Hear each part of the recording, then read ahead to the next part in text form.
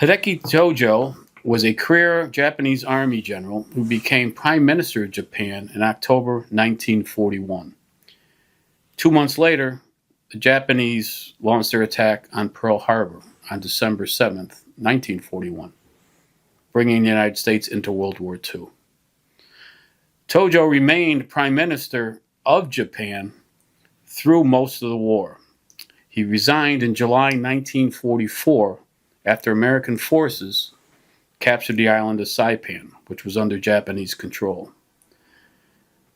Tojo basically went into retirement, and he was living in a new home he had built for himself and his wife on the edge of Tokyo when, on September 11th, 1945, 9 days after the formal Japanese surrender that ended World War II, a team of U.S. Army intelligence officers arrived at his home to arrest him under orders of General Douglas MacArthur, the supreme commander of the Allied forces during the Japanese occupation.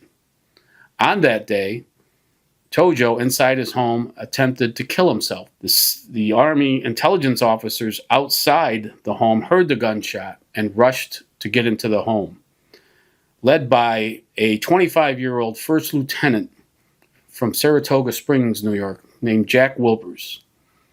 Jack Wilpers rarely, if ever, talked about his wartime service in the Pacific, and definitely did not talk about his role in the arrest of Hideki Tojo.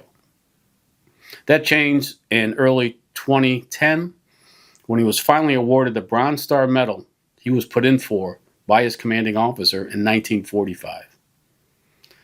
He was interviewed by the Washington Post, and it was one of the first interviews he gave to the media on that subject in over 60 years. And later that same year, he also spoke with me. I was a reporter with the Associated Press in Albany. And after years of trying to get him to submit to an interview, he finally did. And it was the first time he had spoken to an Associated Press reporter since that fateful day inside Tojo's home in 1945. And Jack Wilpers died 3 years later at the age of 93.